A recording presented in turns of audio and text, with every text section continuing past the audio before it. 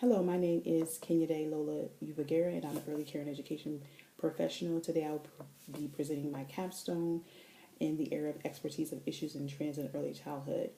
My artifact is an infographic poster board which will speak to early childhood traumatic experiences and its impact on developing brains.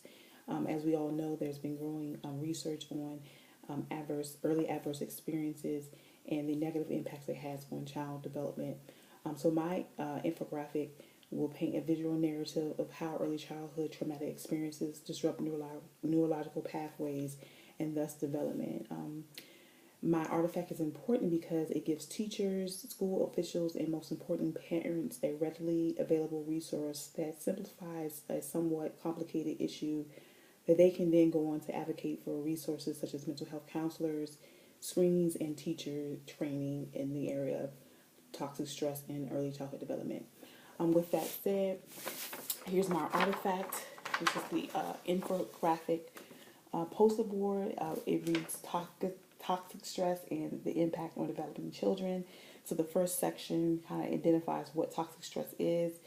It highlights the type of children that would be most susceptible to experiencing toxic stress, which are children growing up in poverty. So in the United States, we have an estimated 1 in 5 children growing up in poverty, so they would be most susceptible to toxic stress in traumatic environments.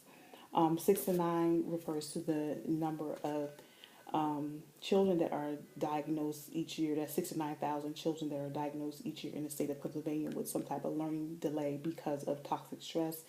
And then the second section of the infographic kind of talks to the vulnerability of the brain and why it's so susceptible to trauma and stress, and how that stress impacts the architecture of the brain. So it cites the plasticity of the fetal, infant, and early childhood brain makes it particularly sensitive, and there is growing evidence that persistently elevated levels of stress hormones can disrupt developing architecture. The developing architecture of the brain can be impaired in numerous ways that create weak foundations for later learning, behavior, and health.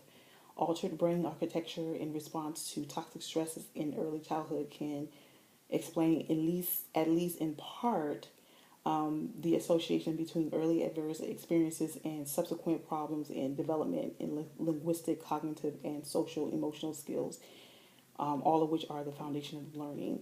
And then the last section kind of gives a chart graph on the accumulating impact of toxic stress and how the more adverse experience a child has in the first 3 years of life increases their probability of developing some type of delay later on in life.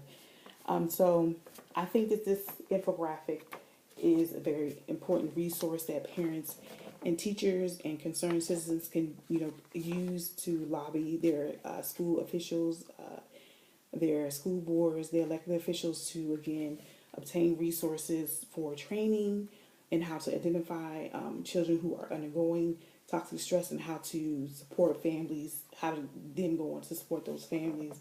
It's also just a good tool for to help parents understand how toxic stress it works and how it impacts their children's development. So I think this again would be a great tool for all professionals in the early childhood development arena field to use again to advocate for resources for development. Thank you very much.